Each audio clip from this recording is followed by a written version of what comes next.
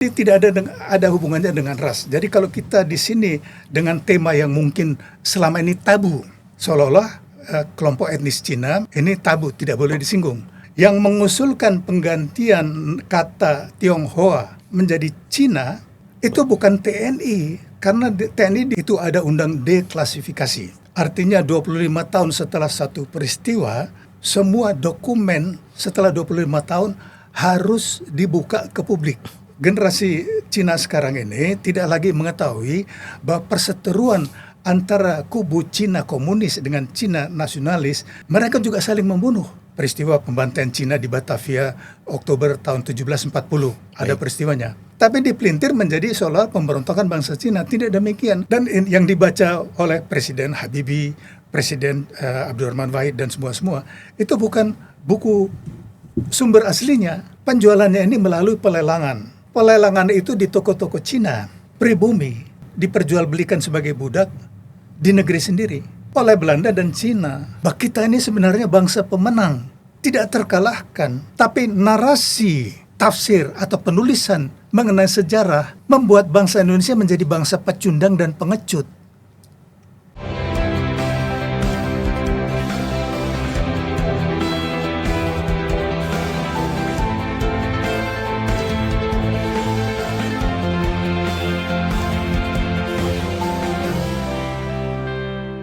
Kembali lagi di podcast Keadilan TV. Episode kali ini kita akan kembali membahas nih Bang Arif, mengulas sejarah, sesuatu yang sering dianggap tabu.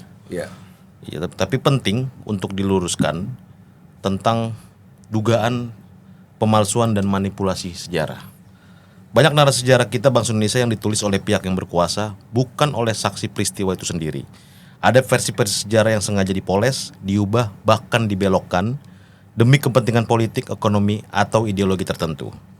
Salah satu tema yang sering menimbulkan perdebatan adalah peran etnis Tionghoa atau Cina dalam sejarah Indonesia. Mulai dari masa VOC, penjajahan Belanda, pendudukan Jepang, Orde Lama hingga Orde Baru. Melalui diskusi ini di Keadilan TV, kita mencoba untuk membuka fakta sejarah, bukan untuk menghakimi, tapi untuk memahami dan menemukan kebenaran yang adil bagi semua. Untuk meluruskan berbagai pemalsuan sejarah dan menempatkan semuanya dalam konteks akademik yang jujur, hari ini kita kembali berbincang bersama peneliti sejarah yang dikenal berani, yang telah lama menelusuri arsip-arsip dan naskah-naskah yang dipercaya asli, yang jarang dibuka ke publik. Bathara Hutagalung. Halo Pak, selamat datang kembali Pak Bathara. Selamat siang, Jerry. Selamat siang, Arif. siapa? Pak, kita mulai dari masa-masa penjajahan Belanda. Bapak mengirimkan sebuah artikel kepada kami dan kami juga menganggap ini penting untuk dibahas. Bangsa Cina adalah mitra penjajahan dalam segala bidang sejak tahun 1619. Bukan hanya dalam bidang perdagangan saja, umum saja, melainkan di segala bidang antara lain perdagangan budak. Pribumi diperjualbelikan sebagai budak di negeri sendiri oleh Belanda dan bangsa Cina. Apa yang Bapak sampaikan tentang ini, Pak? Silakan, Pak. Baik, terima kasih. Jadi, terlebih dahulu saya perlu jelaskan latar belakang saya melakukan penelitian sejarah. Baik. Jadi saya mulai melakukan penelitian sejarah tahun 1994. Latar belakangnya itu panjang, tapi intinya adalah untuk mengumpulkan data-data bukti fakta mengenai kejahatan-kejahatan perang yang telah dilakukan oleh negara-negara yang saya ulang terus, yaitu ABDACOM, American, British, Dutch, Australian Command. Sudah sering saya sampaikan siapa ini ABDACOM. Jadi itu mereka melancarkan agresi militer secara keseluruhannya, walaupun ada yang berbeda-beda hanya sampai tahun 1946-47, tetapi secara keseluruhan antara tahun 1945 sampai tahun 1950, yaitu yang dikenal tanggal 23 Januari tahun 1950 adalah percobaan kudeta Apra Westerling. Itu Januari 1950. Tetapi intinya begini, ini banyak pemutar balikan fakta dari mantan agresor. Baik. Ya, mengenai latar belakang mereka membom Surabaya, berbagai peristiwa. Nah, oleh karena itulah saya mulai meluruskan, mencari bukti-bukti. Jadi begini, saya pernah sampaikan supaya ini dipahami terus. Di negara-negara Britania atau Inggris, Amerika, Australia, itu ada undang deklasifikasi. Artinya 25 tahun setelah satu peristiwa, ya, semua dokumen setelah 25 tahun harus dibuka ke publik dalam rangka hak publik untuk mendapat informasi mengenai apa yang sebenarnya terjadi. Termasuk tentu yang sehubungan dengan Indonesia. Dokumen-dokumen rahasia, Pak, ya? Dokumen-dokumen rahasia yang pada waktu itu rahasia, 25 tahun kemudian harus dibuka. Dan Angkatan 45 sangat banyak yang rajin mengumpulkan, terutama Jenderal Nasution. Baik. Ya. Nah, berdasarkan dokumen-dokumen tersebut yang saya merangkumnya, jadi bukan hanya untuk pengetahuan sejarah, tetapi menuntut negara-negara tersebut untuk bertanggung jawab. Karena sebagai agresor, mereka harus membayar apa yang mereka hancurkan sebelumnya. Dan ini terbukti. Singkat cerita, ya, sudah berhasil menuntut pemerintah Britania, pemerintah Inggris, tetapi pemerintah Indonesia yang tidak peduli, tidak menanggapi bahwa mereka sudah bersedia untuk membayar kompensasi. Semoga yang akan datang ini lebih responsif. Bahwa itu bisa kita dapat mungkin ratusan triliun dari pampasan perang dan sebagainya. Bahkan dari penjajahan dan perbudakan. Yang saat ini maksud Pak Batara, pemerintah saat ini? Ya, semoga pemerintahan Presiden Prabowo Subianto sangat responsif dengan peristiwa sejarah. Jadi begini, sejarah kita tidak bicara mengenai orang mati. Sejarah itu hidup, dinamis. Dan saya sudah buktikan. Misalnya, ya, contoh yang mungkin sangat dikenal luas di sini mengenai peristiwa pembantaian di Desa Rawagede, kan? Ya. Ya, yang terjadi tanggal 9 Desember tahun 1947. Baik. Ya, singkat cerita, saya bawa ini ke parlemen Belanda, kemudian ke pengadilan Belanda, dan menang. Ya, jadi terlepas dari peristiwa, terlepas dari kompensasi, ketika tahun 2005 saya bertemu dengan anggota parlemen Belanda waktu itu yang kemudian menjadi Menteri Kerjasama Pembangunan dan kemudian Menteri Luar Negeri, yaitu Bert Koenders. Jadi dia memenuhi janji ketika saya ketemu dengan dia di parlemen Belanda tanggal 15 Desember tahun 2005, tepat 20 tahun yang lalu. Dia berjanji akan membantu. Jadi ketika dia menjadi Menteri Kerjasama Pembangunan, dia mengucurkan dana 850.000 euro untuk pembangunan Desa Rawagede. Kemudian pengadilan sipil di Belanda menjatuhkan vonis pemerintah Belanda bersalah, harus bertanggung jawab.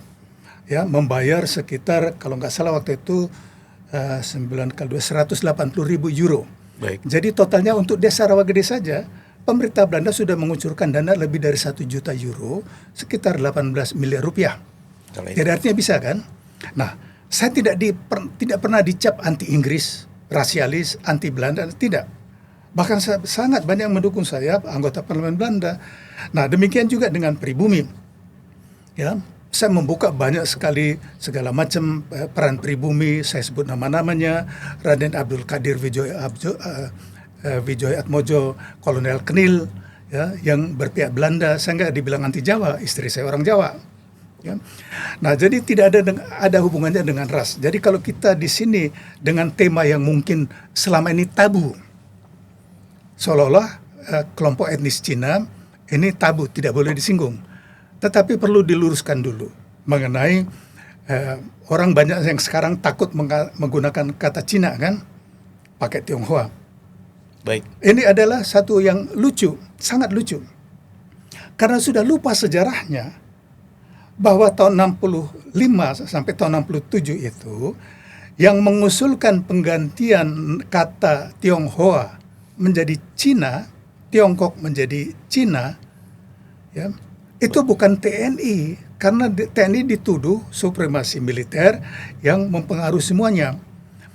Coba saya sudah kirim tulisan dengan rinci dengan judul penggantian kata Tionghoa dan Tiongkok menjadi Cina.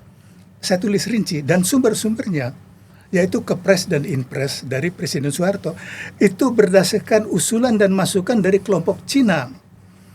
Jadi mungkin, ya, generasi Cina sekarang ini tidak lagi mengetahui bahwa perseteruan antara kubu Cina komunis dengan Cina nasionalis dari tahun 30-an, itu puncaknya juga tahun 65. Mereka juga saling membunuh. Lihat saja ketika Mao Zedong mulai perang berkuasa di Cina, berapa puluh juta ya, yang anti komunis ya, penduduknya sendiri yang dibantai. Ya.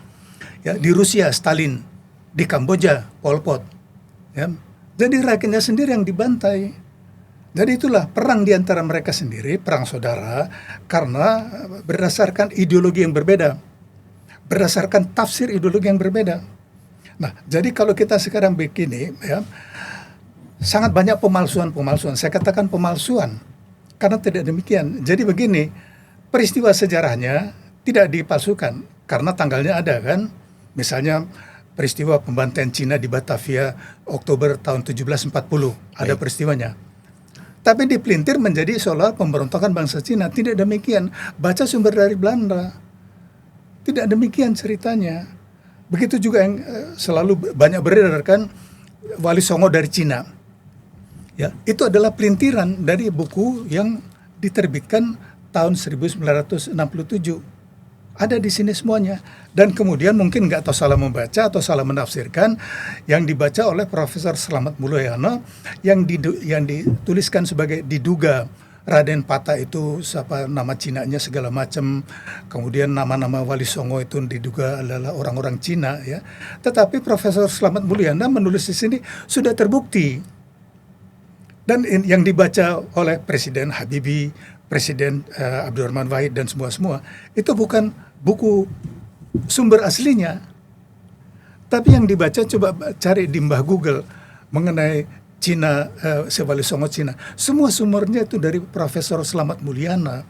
Tapi coba ditelusuri dari mana sumbernya dia. Nah ini yang kita selalu berusaha menggunakan sumber primer. Baik. Jadi kembali ke masalah penjajahan.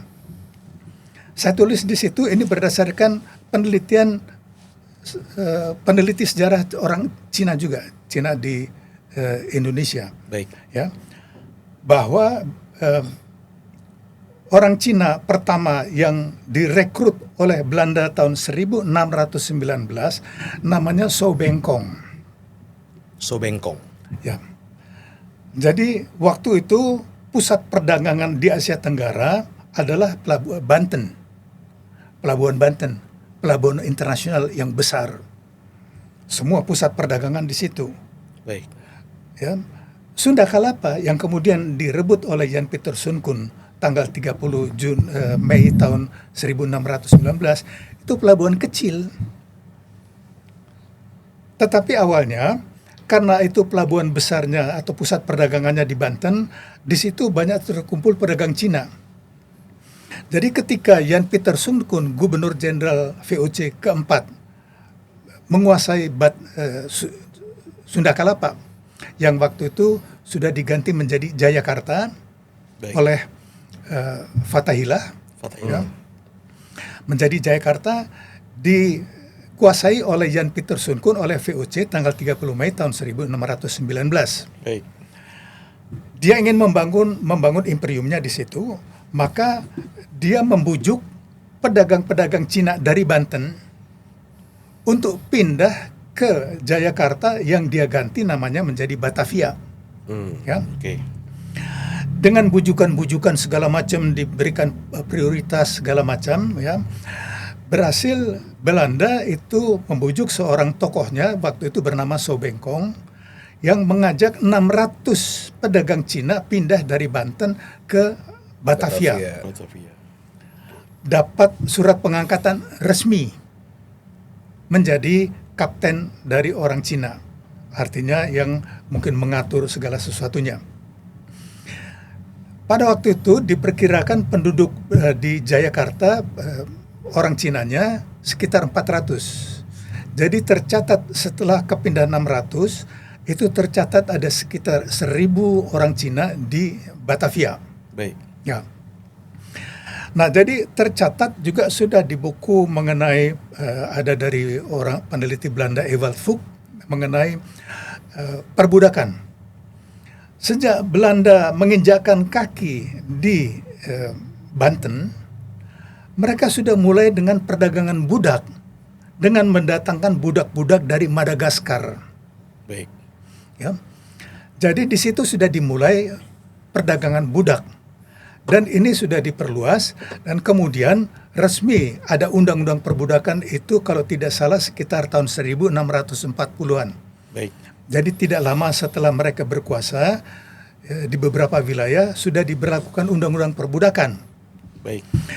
Dan mengenai perdagangannya begini. Jadi tentara Belanda, tentara VOC yang menangkap budak-budaknya dari berbagai daerah, kemudian dibawa ke Batavia, dijual. Penjualannya ini melalui pelelangan. Pelelangan itu di toko-toko Cina, pedagang-pedagang, termasuk Sobengkong. Jadi tercatat dia mempunyai gundik 3 orang Bali, gadis Bali.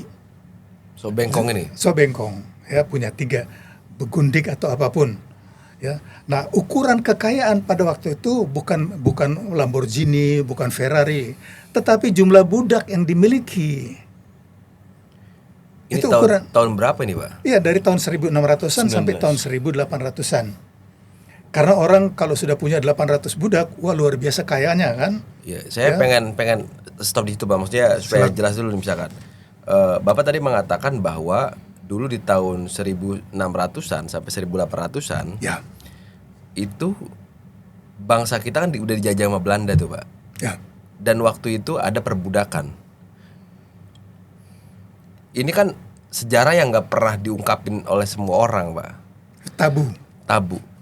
Dan yang saya kaget lagi tadi, budak ini dijual belikan melalui pelelangan Di toko-toko Cina. dan itu toko-toko Cina. Yang paling terkenal waktu itu yang namanya Red House atau Red Shop, ya, toko merah itu paling terkenal dulu di Batavia. Jadi orang-orang Cina itu memperjualbelikan budak ke Belanda. Bukan. Jadi pokoknya pelelangan, siapapun yang mau beli kan biasa cara melelang, siapa yang mau membeli. Tapi pelelangan ini punya orang Cina. Ya, tentu toko-tokonya, pedagang-pedagangnya. Ya. Nah, jadi intinya begini, saya tulis di situ. Pribumi diperjualbelikan sebagai budak di negeri sendiri oleh Belanda dan Cina. Pak Batara mau menegaskan di masa itu Belanda bekerja sama dengan Cina menjadi mitra penjajah Dalam segala bidang termasuk perbudakan, dan perdagangan perdagangan opium, budak dan opium, ya, di mana budaknya adalah kita bangsa Indonesia. pribumi, betul. Pribumi. Ya. Dan waktu itu sumber-sumber budaknya itu dari Makassar, dari Bali, artinya yang dikuasai oleh Belanda. Pribumi itu siapa sih, Pak? Ya pribumi ya penduduk asli sebelum Belanda dan Cina datang. Dan ini definisi dari PBB, Indigenous People. Ukuran PBB, Indigenous People atau pribumi adalah kelompok masyarakat yang sudah menghuni satu wilayah sebelum penjajahan. Jadi tidak perlu ditarik sampai ke zaman Adam Eva, Adam Hawa. Sudah ditarik, diletakkan. Ya, jadi sedangkan kalau kita lihat misalnya Tanah Batak aja. Ya. Jadi sebelum datangnya Belanda apa segala macam kan sudah eksis, sudah sejak kalau dilihat begini catatan sejarah mengenai Barus, ya itu 500 tahun sebelum Masehi sudah ada pelabuhan Barus, pelabuhan internasional. Coba lihat peta, Ya. ya untuk ke dunia luar, Jalur perdagangannya lewat Barat. perdagangan luar sudah perdagangan, ya sampai perdagangan langsung ke Mesir kuno. Ya. Ya, nah jadi mesti dilihat. Jadi kalau dibilang sudah ada perdagangan di Barus sebelum Masehi, artinya sudah lebih dari 2000 tahun. Iya, Oke. iya. Izin Pak kami potong nih soal perdagangan budak ini Ya. dalam tujuan meluruskan sejarah ya. Ini penting Ya. sekali. Saya pun juga jadi terpacu ya. Dari skrip data yang Pak Batara kirim ke kami, Undang-Undang Perbudakan dihapus. Pemerintah kolonial kali itu mengeluarkan peraturan pemerintah yang membagi penduduk menjadi 3 golongan strata hukum dan sosial. Kelas 1 adalah bangsa-bangsa Eropa. Ya, Kelas 2 adalah bangsa-bangsa timur asing, yaitu bangsa Cina. dan bangsa Arab. Kelas 3 itu adalah pribumi yang sebenarnya adalah pewaris dan pemilik negeri ini. Tahun 1926 peraturan pemerintah dikukuhkan sebagai peraturan negara. Nah, dari fakta-fakta ini bagaimana kita harus memaknai sejarah ini, Pak? Tentang kelas-kelas ini. Kelas 1 adalah bangsa Eropa, kelas 2 adalah bangsa Timur, bangsa Cina dan bangsa Arab. Kenapa kita menjadi kelas 3 pribumi, Pak? Jadi kalau sekarang dituduhkan pribumi melakukan diskriminasi, ya dituduhkan sekarang. Terbalik kan? Ratusan tahun kita bukan didiskriminasi saja, tapi tidak dinilai sebagai manusia, sebagai komoditi. Ya, ini yang harus diungkap. Ya, banyak sebenarnya sumber-sumber, terutama dari Belanda. Salah satunya bisa cari namanya Ewald Vogt, melakukan penelitian mengenai perbudakan di zaman Hindia Belanda. Ya. Nah, ini kan selama puluhan tahun lah selama ada republik ini, seolah-olah masalah kata Cina itu sudah tabu. Tetapi kita begini, saya tidak memberi penilaian, menghakimi. Saya punya banyak teman Cina. Coba lihat di antara Cina sendiri kan tidak semua setuju untuk menggunakan nama Tionghoa. Misalnya yang kita kenal, ya, cukup dikenal, Liu Sungkarisma kan, ya sangat vokal. Baik. Kan dia selalu menjelaskan, panggil saya si Cina. Coba lihat tulisannya, ya. Yang Tionghoa itu Ahok, pengkhianat. Ada tuh di berita. Jadi bukan saya yang mengarang. Jadi di antara mereka sendiri tidak cocok. Kemudian kalau tadi yang ingin saya jelaskan mengenai penggantian kata Tionghoa dan ke Cina, jadi ada dua kelompok itu. Kelompok yang tetap bertahan dengan menggunakan kata Tionghoa dengan semua atributnya, tradisi Cina segala macam. Jadi ada dua kelompok. Satu kelompok Baperki, Baik. ya, dipimpin oleh Xiao Geokchan, dan satu kelompok lembaga pembinaan kesatuan bangsa yang dipimpin oleh Ong Chong Hai, yang kemudian ganti nama menjadi Christophorus Indunata, dan Lau Chuan To yang ganti nama jadi Yunus Yahya, beragama Islam, yang Ong Chong Hai beragama Kristen. Ya. Nah, ini boleh dibilang mereka kelompok agamis. Mereka lah yang mengusulkan kepada Presidium Kabinet Ampera tahun 67 itu, mereka ada dua kelompok. Yang satu ingin kelompok untuk integrasi, yang satu kelompok asimilasi, pembauran. Oke. Nah, LPKB ini ingin pembauran melepas semua atribut Cina. Imlek, barongsai, nama Cina segala macam. Pokoknya berlebur. Sedangkan kelompok integrasi ingin utuh, ya, dengan segala tradisinya untuk menjadi satu suku sendiri. Oke. Ong Chong Hai itu di kelompok LPKB, Lembaga oke. Pembinaan Kesatuan Bangsa. Oke, lanjut, Ya. Pak. Oke, Pak. Nah, jadi mereka ini berseteru. Jadi singkat cerita, ketika Soekarno dan PKI berkuasa, mereka menekan kelompok LPKB. Mereka ini berorientasi ke Kuomintang di bawah pimpinan Chiang Kai-shek. Ya. Dan organisasi mereka itu di zaman PKI dekat dengan Soekarno, ya. Dan kemudian juga Baperki dekat dengan PKI, ya. Jadi mereka bisa menindas kelompok Kuomintang. Oke. Nah, jadi ketika tahun 65 yang menang adalah kelompok anti komunis, maka hilanglah termasuk Baperki, Xiao Geokchan dan sebagainya, masuk penjara mereka semua kan. Ya. Nah, di lain pihak karena memang LPKB ini memang merapat ke TNI, terutama Angkatan Darat, ya mereka naik. Dan siapa mereka ini? Ya, think tank-nya ini sekarang dari dulu tahun 71 CSIS. Itu mungkin kita bahas nanti rinci. Baik. Siapa yang berkuasa di Republik ini setelah tahun 67. Ya, jadi kita tidak memberi penilaian, tidak memberi penghakiman, kita membuka lembaran sejarah. Baik. Kita menyampaikan data dan fakta apa adanya berdasarkan sumber primer, ya, supaya yang melihat ini menilai sendiri, menarik kesimpulan, membuat tafsir. Saya tidak memberikan tafsir, saya menyampaikan fakta-fakta sejarah. Ya. Dan sumber-sumbernya itu sumber-sumber ya enggak, kalau menurut saya sumber primer, karena mereka yang melakukan penelitian. Kita sebenarnya punya sumber primer yang berlimpah ruah, tapi tidak ada satupun pribumi yang saya lihat menyentuh dokumen-dokumen itu, yaitu peninggalan VOC. Baik.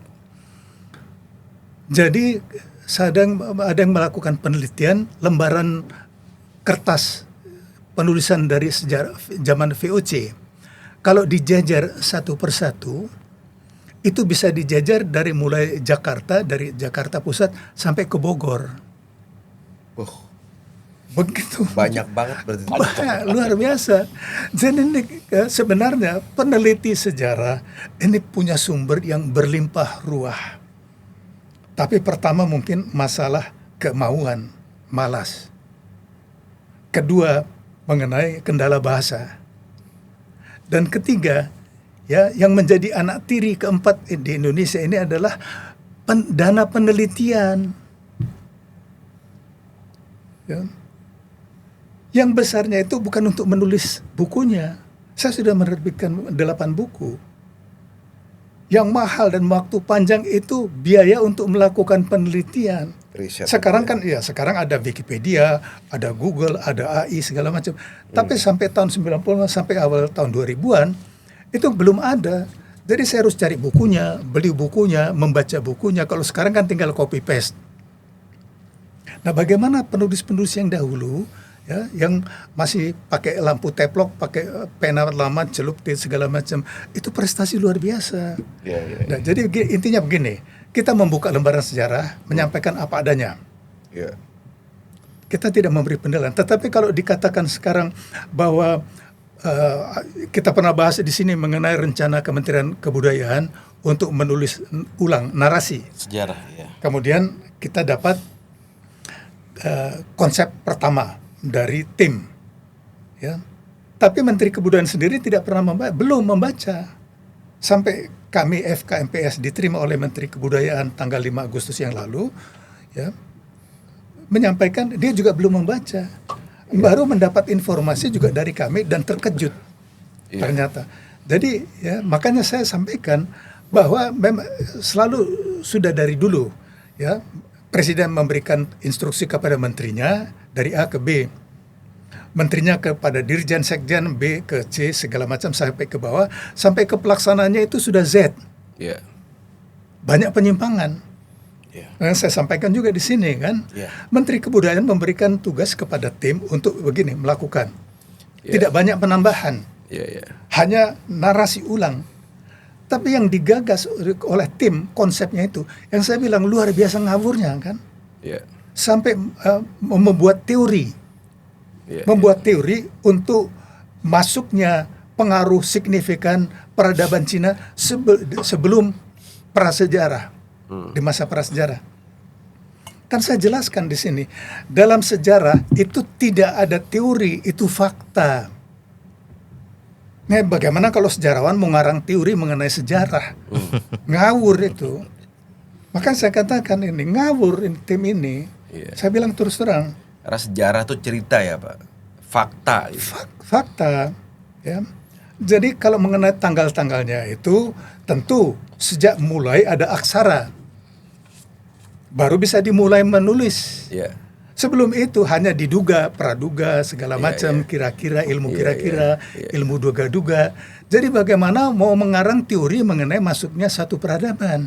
Berarti kan teori bukan fakta kan? Ngawur kan? Oke Pak, ini Pak, apa namanya tadi Bapak kan menjelaskan bahwa di sini juga di tulisan yang Bapak tulis itu menyatakan bahwa pribumi diperjualbelikan sebagai budak di negeri sendiri oleh Belanda dan bangsa Cina. Ini kan tertulis di Raffles tahun 1817 ya. Ya, dia menulis buku. Masa sih Pak nggak ada kontribusi sama sekali Pak orang-orang Tionghoa, orang-orang Cina ini terhadap bangsa kita ini Pak? Selama ini kan kita dikasih bacaan, dikasih cerita bahwa banyak kok orang-orang Tionghoa berkontribusi terhadap tumbuh dan berkembangnya bangsa Indonesia gitu, dari dulu sampai hari ini, dari masa penjajahan sampai akhirnya merdeka gitu. Ada nggak yang bisa memberikan sumbernya, bukti-buktinya, bidang apa? Ya. Jadi kalau secara spesifik sekarang begini, ketika VOC mulai menguasai Batavia dan kemudian merekrut, jadi totalnya sekitar 1.000 orang Cina di Batavia. Itu pedagang semua kan? Apa kontribusi pedagang untuk pribumi? Mereka itu kepanjangan tangan dari penjajah. Jadi saya sampaikan bahwa kepanjangan tangan itu bukan hanya Cina, bukan hanya Arab, bukan. Semua raja-raja pribumi, raja, sultan, bupati, segala macam yang di masa penjajahan itu memegang kekuasaan, mereka itu semua kepanjangan tangan penjajah. Kita baca sejarahnya, ada raja yang menentang sultan, yang menentang, ditangkap, dibuang kan, dibuang sampai ke Afrika Selatan, dibuang ke India, kemana segala macam.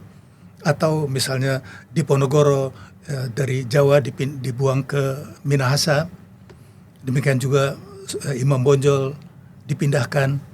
Dan itu berlanjut terus sampai ke tahun 42.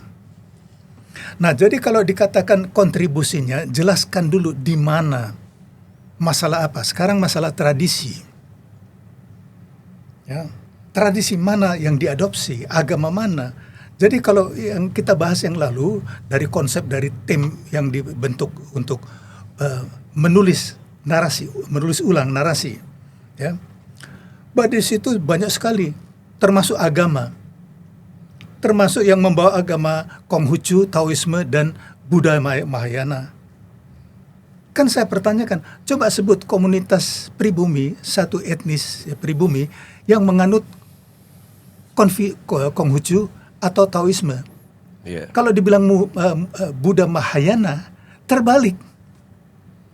Sumatera dulu, terlebih dahulu. Dan pendeta-pendeta Buddha dari Cina yang belajar di Sriwijaya. Ada sumber-sumbernya dari juga Profesor Slamet Mulyana, sumber-sumber asing. Jadi ini kan pemutarbalikan fakta. Saya misalkan tadi Bapak nyinggung soal Wali Songo itu bukan orang Tionghoa gitu. Kalau misalnya kita ngeliat baca dari sumber primernya, ya kan. Sepakat gak sepakat ya kita nggak mau menjawab itu. Tapi ketika kita ziarah Pak ke Wali Songo Pak, terutama misalkan ke Cirebon Pak, karena saya orang Cirebon misalkan. Oh.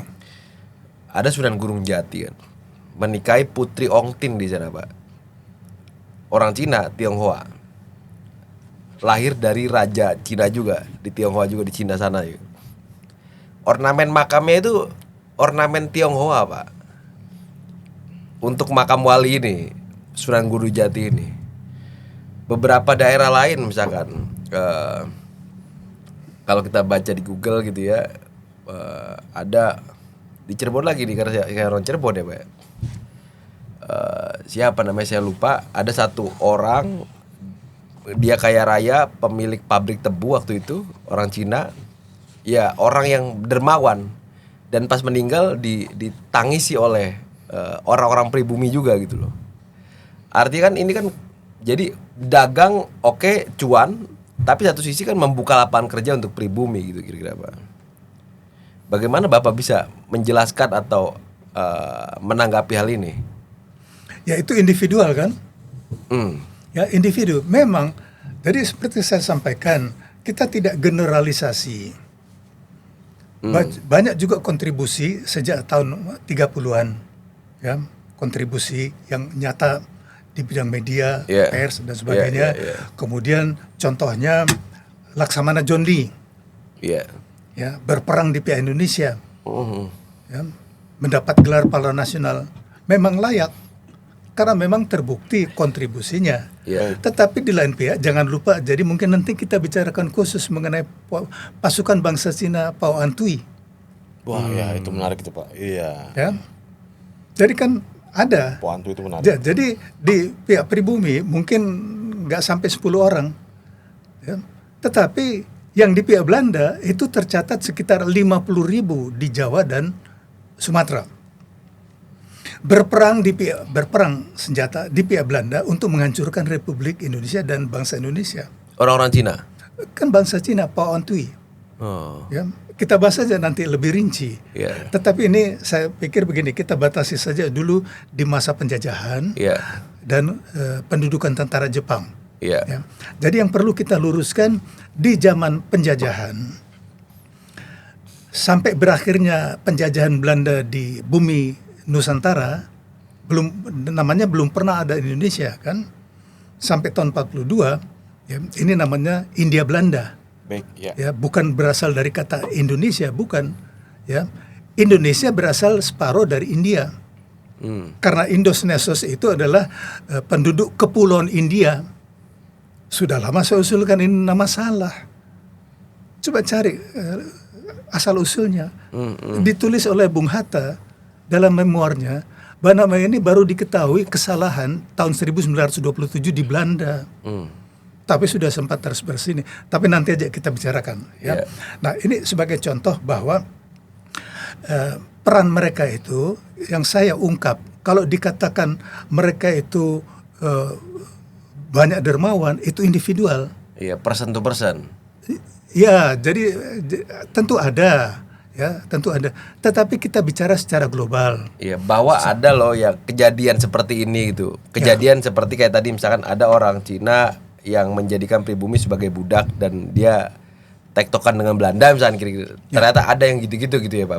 Bapak menjelaskan itu kan. Ya, betul. Nah, ini untuk menunjukkan ya, bahwa ini adalah fakta pada waktu itu selama ratusan tahun. Iya, iya. Dan bisa dibaca di buku yang ditulis oleh Thomas Stamford Raffles yang dia tulis kalau tidak salah diterbitkan tahun 1817 kalau nggak salah setelah itu kan. Iya. Dengan judul History of Java. Sangat rinci, luar biasa. Ya, dia melakukan penelitian dan dia menulis ya, mengenai termasuk semua perdagangan, termasuk mengenai bangsa Cina dan bangsa Arab.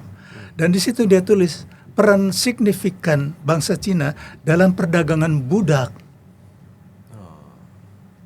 Nah, jadi kalau dikatakan mereka itu nasionalis, sejak kapan?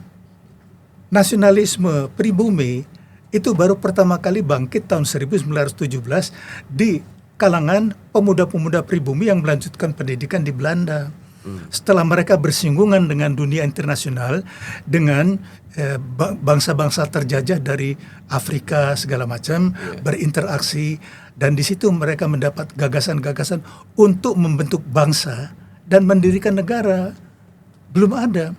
Jadi bangsa Indonesia ini bangsa yang baru.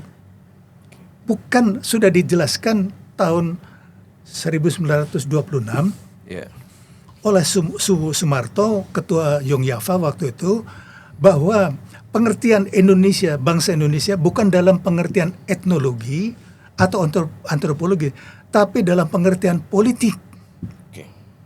Jadi bangsa Indonesia ini adalah entitas politik, satuan politik, bukan satuan etnis. Jadi kalau dilihat sebelumnya, sebelum ada bangsa Indonesia, kita ini bangsa Batak, bangsa Batak. Arif bangsa Jawa. Ya, kan nggak ada dulu. Bangsa Aceh, ya, bangsa Bugis, semua bangsa.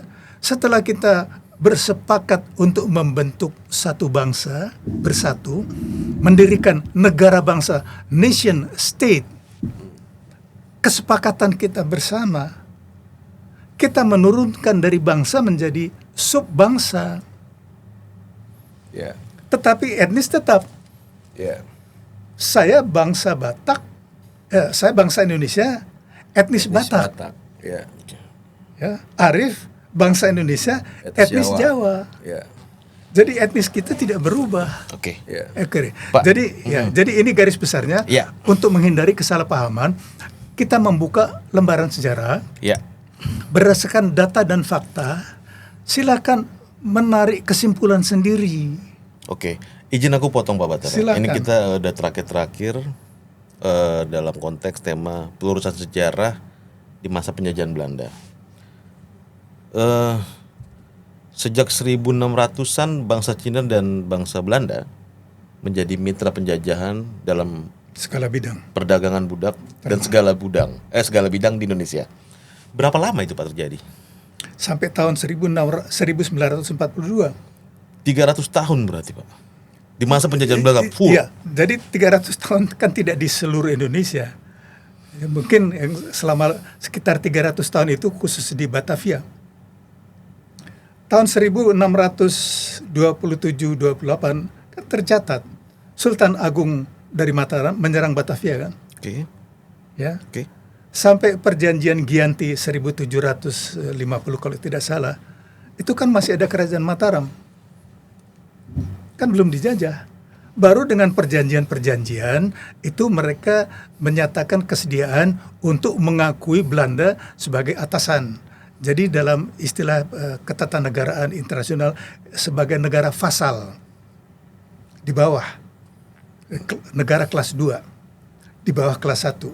Jadi Belanda tidak menjajah dengan kekuatan militer saja, tapi melalui perjanjian. Oke Pak, izin ku kejar. Kenapa Belanda memilih Cina sebagai mitra penjajahannya untuk melakukan perdagangan khusus? Demikian juga perdagangan budak di Indonesia. Dari fakta-fakta Ya. Bapak sejarah Bapak dapat ya. Betul. Sekarang fakta sejarah. Ketika mereka datang pertama kali ke Banten, jadi waktu itu Pedagang-pedagang bersaudara De Houtman kan, tahun 1596. Kemudian baru berdatangan, itu kan belum mulai penjajahan kan, ya karena De Houtman kemudian mereka ke Aceh dan sebagainya, ya jadi Cornelis tewas di Aceh di tangan Kemal Hayati. Ya. Nah, jadi tentu mereka mengamati bahwa yang bangsa-bangsa yang berdagang di Banten didominasi oleh pedagang dari Cina. Jadi Cina kan sudah mulai memiliki jaringan perdagangan di Asia Tenggara. Jadi memang datang tuh untuk berdagang ya Pak ya? Ya, jadi waktu itu memang murni pedagang, semua pedagang, nggak ada dulu. Jadi memang ada niat untuk menguasai waktu zaman Kublai Khan. Ya. Jadi yang juga harus kita luruskan pernyataan bahwa kalau tidak ada pasukan Cina, tidak ada Indonesia, ya itu nanti kita luruskan. Itu bukan pasukan Cina, itu pasukan Mongol yang menyerang yang dihukum oleh Kartanegara. Iya. Ya tahun 1200 sekian. Jadi itu ekspansi dari Kublai Khan, cucunya dari Genghis Khan. Iya. Ya. Bukan pasukan Cina Pak ya, pasukan Mongol ya. Pasukan Mongol. Oke. Ngawur dia tuh kan. Iya. Jadi itu pasukan Cina, bukan. Oke. Oke. Ya. Izin ku kejar lagi Pak. Sejarah tentang era perbudakan ini, menurut Pak Batara itu di pendidikan kita tercatat secara baik? Nggak ada. Nggak ada. Nggak ada. Coba cari ya, mengenai sejarah perbudakan. Nanti kita ya. Kenapa Pak? Menurut Bapak? Apa yang terjadi sama kita Indonesia? Apa konsekuensinya kalau itu dicatat Pak di sejarah kita? Bahwa bangsa ini tidak jadi kodok lagi, jadi Garuda. Itu ketakutannya. Iya, jadi mengetahui semuanya. Oke, ini menarik tuh Pak. Ini menarik nih. Kita kejar sedikit ya. 1619 dimulai ada mitra penjajahan bangsa Belanda sebagai penjajah kita Indonesia, melihat potensi mungkin ya dengan pedagang-pedagang Cina di Banten, 1000-an orang itu akhirnya diajak untuk menjadi mitra. Dan di dalamnya ada kegiatan perdagangan budak. Dipindahkan ke Batavia. Dipindahkan ke Batavia dan ada perjanjian perdagangan budak lewat konsep pelelangan. Ya. Dan di situ adalah kelas paling bawah pribumi adalah kita bangsa Indonesia.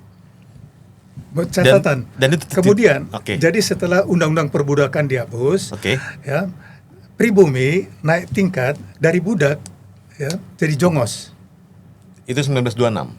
Ya, jadi mulai akhir tahun 1800-an. Oke. Nah, tidak tercatat tentang sejarah ini di buku sejarah kita di sekolah-sekolah. Tidak ada. Betul itu, Pak? Coba cari. Oke. Pertanyaan Ari tadi menarik. Kalau tercatat, akhirnya kita mengetahui dari mana kita berasal, bangsa Indonesia ini, apa cerita sebenarnya. Siapa yang bikin, tanpa mengurangi tujuan kita untuk menghakimi, murni meluruskan. Kok bisa terjadi tidak tercatat itu? Bapak melihatnya seperti apa? Siapa itu yang berperan tidak melakukan pencatatan secara itu? Abdakom lagi Pak. Termasuk, tetapi begini intinya, kalau kita melihat bahwa sebenarnya saya sudah membuktikan pengetahuan mengenai sejarah yang sebenarnya dapat mempersatukan bangsa ini, dapat mempersatukan etnis-etnis dan memberi kebanggaan bahwa kita ini sebenarnya bangsa pemenang, tidak terkalahkan. Tapi narasi, tafsir atau penulisan mengenai sejarah membuat bangsa Indonesia menjadi bangsa pecundang dan pengecut. Kita elaborasi nanti, ya. Kita bahas lebih lanjut. Mengapa saya katakan bangsa Indonesia ini bangsa pemenang, tidak terkalahkan. Tentara Nasional Indonesia tidak terkalahkan. Yang harus menjadi kebanggaan kita. Coba dilihat buku sejarah, ya. Diponegoro kalah, ya. Singamangaraja kalah, ya. Segala macam, semua kalah. Yang menangnya itu di mana? Kita dijajah 350 tahun. Ngeri kali kata orang Medan. Bangsa begini besar dijajah 350 tahun oleh bangsa seupil. Malu nggak? Nggak ada rasa malu lagi di sini kan? Ya. Coba kita teliti lagi satu persatu, kita buka tanpa kita menghakimi masa lalu. Ya, betul. Untuk menggali di mana akar kita, Ya, kekuatan kita. Jadi kita perlu, jadi ini yang saya sarankan, cobalah keluar dari tempurung, tendang tempurung itu. Atau menunggu seorang prinsesin, seorang putri yang mencium kodok untuk jadi pangeran kan? ya. Kita tidak menunggu.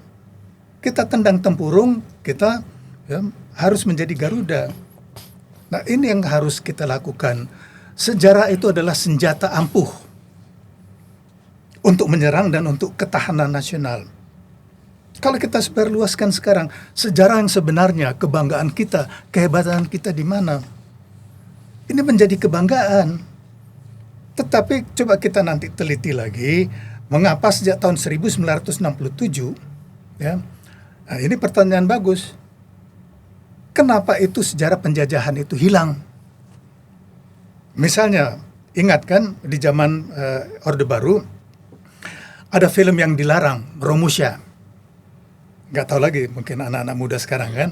Ada film mengenai Romusha. Ya, Jepang. Tapi ya, itu kuli kerja paksa. Ya, ke Jepang. Ya. Betul. Romusha. Judulnya itu sudah selesai, tapi tidak boleh beredar karena intervensi dari Jepang. Jepang waktu itu salah satu anggota dari IGGI, donor. Saya sudah katakan waktu itu, no free lunch, nggak ada makan siang gratis. Jadi kalau mereka gelontorkan dana 50 miliar dolar selama 20 tahun, ya, imbalannya apa? Mereka yang menguasai ekonomi, mengatur semuanya, mengatur sistem, semua sistem. Dan siapa think tank dari Orde Baru? Tahun 71 sampai 1988 ketika pecah kongsi. Kan CSIS. CSIS ini siapa? Siapa yang membentuk? Paterbeek. Ini jalur ke Belanda. Ya, lalu siapa ketua IGGI? Itu Belanda. Ini mengherankan untuk World Bank. Kita telusuri semuanya satu persatu, kita ungkap tanpa menghakimi.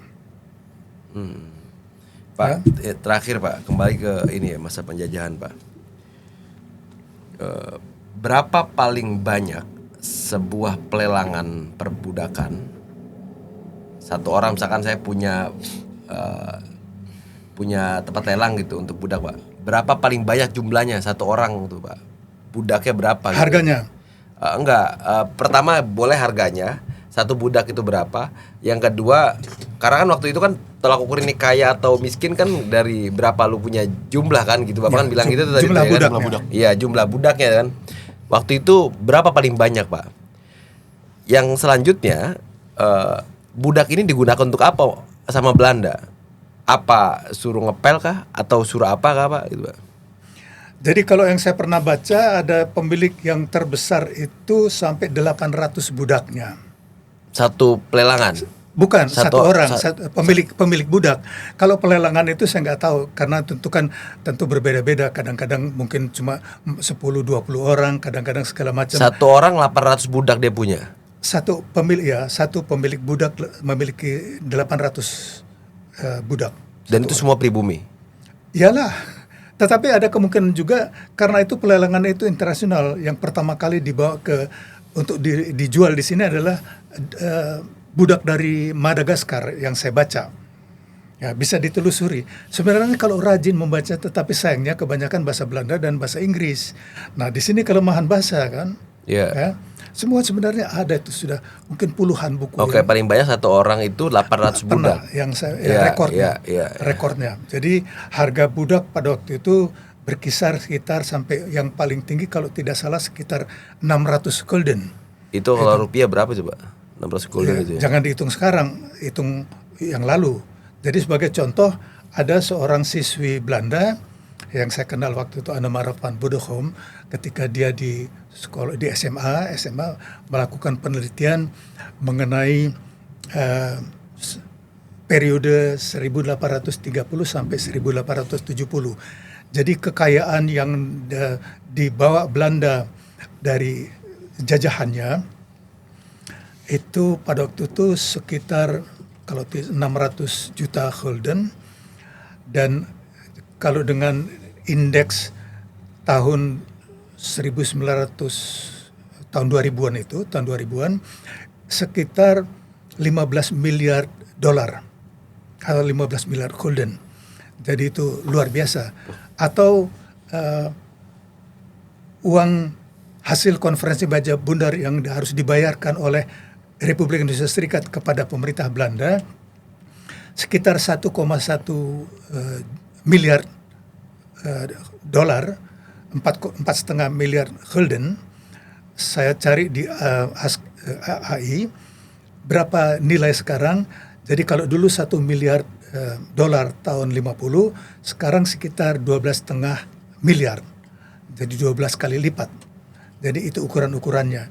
Tetapi ukurannya adalah pada waktu itu kalau yang sudah misalnya ratusan tahun lalu, indeks sekarang, ya jadi bukan 12 kali lipat lagi kan, sudah puluhan kali atau ratusan kali. Tetapi ini secara garis besar saja. Garis besar bahwa intinya pribumi, pewaris dan pemilik negeri ini sebenarnya diperjualbelikan di negeri sendiri sebagai budak. Jadi setelah undang-undang perbudakan dihapus, naik tingkat. Ketika pemerintah kolonial membagi penduduk menjadi 3 kategori strata sosial dan hukum, letaknya paling bawah. Ya, kelas 3. Nah, ketika Pak Prabowo waktu itu masih Menteri Pertahanan, pernah menyampaikan pidato menceritakan mengenai pengalamannya sendiri membawa anak buahnya untuk berenang di kolam renang Manggarai. Beliau waktu itu belum dicopot plakat itu, tertulis verboden for honden and inlander, terlarang untuk anjing dan pribumi. Jadi bukan pribumi dulu, tapi anjing duluan. Jadi artinya sampai tahun 42 pribumi itu dinilai lebih rendah dari anjing. Jadi kalau yang ada di gedung-gedung mewah, hotel-hotel mewah, di Harmoni pada waktu itu, ada pribumi, itu jongos semuanya. Ya. Bahkan ayah saya masih mengalami, sudah dokter, nggak bisa masuk ke hotel yang verboden for honden and inlander. Ya. Di negara sendiri. Ya artinya mengalami sendiri. Sudah dokter arts waktu itu, sekolah dokter di Surabaya.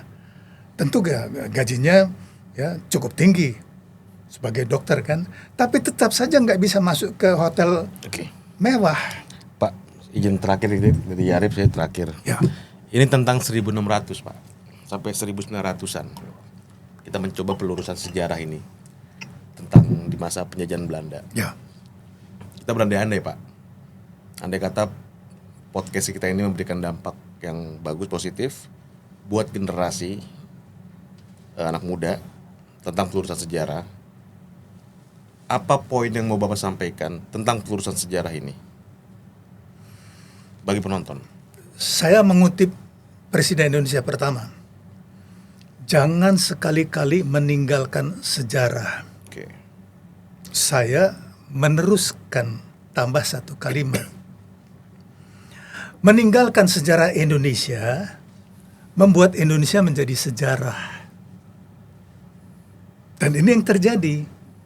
Upaya dari Abdakom dengan membentuk Unrepresented Nation and Peoples Organization di Belanda 11 Februari 1991, tujuannya adalah memecah belah NKRI. Tercapailah tujuannya.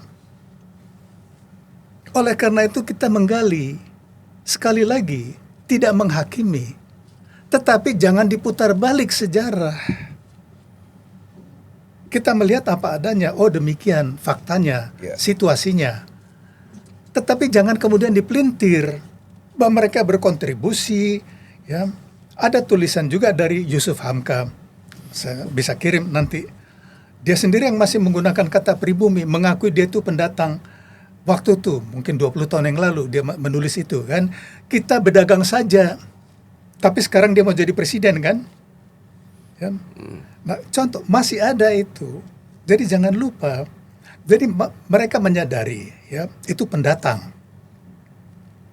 Jadi kalau misalnya sekarang saya ke Jerman, ya, disebut bla bla segala macam, kamu lahir tanggal sekian, nama kamu sekian, saya nggak mau kan, ya. Terus saya minta sama dia, jangan panggil saya itu, saya minta dipanggil ini.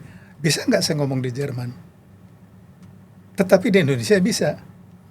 Yeah. Dari kata Tionghoa, ada kelompok ini, kelompok anti komunis, minta diganti Cina. Mereka juga kan. Kemudian setelah kira-kira kelihatannya kekuatan komunis makin kuat di Indonesia, kelompok ini berhasil meyakinkan Presiden Yudhoyono untuk kembali menggunakan kata Cina. Yeah. Paradoks kan? Yeah. Negaranya sendiri menyebut People's Republic of China, bukan People's Republic of Tiongkok. Ya, Tiongkok. Jadi ini anomali. Jadi ini menurut pendapat saya harus diketahui juga untuk generasi Cina yang sekarang. Gali lagi bagaimana generasi yang lalu itu tahun 60-an bunuh-bunuhan. Sama bangsa Cina. Ya, coba lihat aja sejarah Mao Zedong berperang selama 5 tahun melawan Chiang Kai-shek. Ya. Kemudian setelah, nggak usah jauh-jauh, ketika dia membangkitkan revolusi kebudayaan, baca itu tahun 60-an, ya, setelah komunis. Ya. Tapi masih banyak yang dia bilang itu masih antek-antek kapitalis kan. Diperkirakan 10 juta orang Cina yang anti komunis yang mati, ya. Tetapi nggak bisa dibilang mereka anti Cina, sesama Cina kan. Yeah. Sekarang gini aja, nggak usah jauh-jauh, coba ke Hong Kong, ya. Mereka banyak generasi muda Hong Kong tidak mau dibilang Cina, mereka orang Hong Kong. Kan protes tidak mau dibahas Cina. Jadi kita tidak anti Cina, jauhkan pendapat ini. Kita meluruskan penulisan sejarah. Yeah. Jadi saya termasuk yang mendukung Ong Chong Hai. Peleburan. Jadi karena mereka punya budaya di mana bumi dipijak, di situ langit dijunjung. Jangan di mana bumi dipijak, di situ dipajak. Sesekali joke lah ya. Sesekali joke supaya jangan tegang terus gitu kan. Tetapi artinya begini, ya. Jadi kita harus tahu bawa diri kan. Tahu diri, pandai-pandai bawa diri. Dan jaga diri. Saya juga puluhan tahun di Eropa Barat. Saya tahu diri, pandai bawa diri, dan jaga diri. Nggak ada niat Pak Batar untuk menjadi presiden di sana ya? Ya, jadi artinya kita tahu diri lah ya. Karena penting. Jadi misalnya di Norwegia, Swedia, Spanyol itu atau Britania Raya ya. Itu asing sudah bisa sampai ke Perdana Menteri kan, keturunan asing. Ya. Tapi bisa nggak sekarang mereka minta diganti undang-undangnya bahwa mereka juga bisa jadi raja? Kan bilang ngelunjak ini. Jadi ada batasan-batasan. Di Undang-Undang Dasar kita juga sudah jelas pasal 26. Ya. Bisa menjadi warga negara tapi nggak bisa menjadi bangsa. Ya, karena kita menganut ya, ius sanguis, ya, dari darah, bukan ius solis, bukan kelahiran. Ya, kalau Amerika itu ius solis, kelahiran. Yang di Amerika otomatis orang Amerika. Ya. Iya. Kita tidak. Ada undang-undang kewarganegaraan, harus proses. Baik. Ya, jadi begitu. Jadi kita garis bawahi, kita membuka fakta-fakta sejarah berdasarkan sumber primer. Terserah mau menarik kesimpulan bagaimanapun. Ya. Jadi kalau ada yang mau menunjukkan, mengatakan saya rasis, ya, ngawur itu. Manusia itu tidak mengenal ras. Ngawur itu pengarangnya. Sudah dibuktikan. Coba baca Deklarasi Jena tahun 2009. Tidak ada ras manusia. Spesies. Ya. Spesies. Spesies. Manusia hanya ada satu spesies. Jadi yang berbeda spesies itu adalah yang tidak bisa berkembang biak. Ya, kucing dengan singa juga nggak bisa berkembang biak walaupun mirip, kan? Ya. Oke. Ya, manusia dengan monyet walaupun mirip tidak bisa. Ya. Ya. Jadi spesies manusia hanya satu. Manusia itu sendiri. Manusia sendiri. Jadi kalau mau mencap rasis, ya, baca dulu Deklarasi Jena baru ngomong. Kita akan baca itu. Siap Pak Batara. Kita stop sampai di sini. Buat para penonton, kita di episode berikutnya kita akan membahas satu tema lagi, tetap tentang sejarah, pelurusan sejarah proses bangsa Cina di masa pendudukan Jepang. Setuju Pak Batara ya? Di next episode ya. Terima kasih Pak Batara atas diskusi ini untuk pelurusan sejarah. Kita akan lanjut lagi untuk podcast berikutnya. Terakhir, salam persatuan Indonesia. Merdeka. Merdeka. Sini Pak. Ya.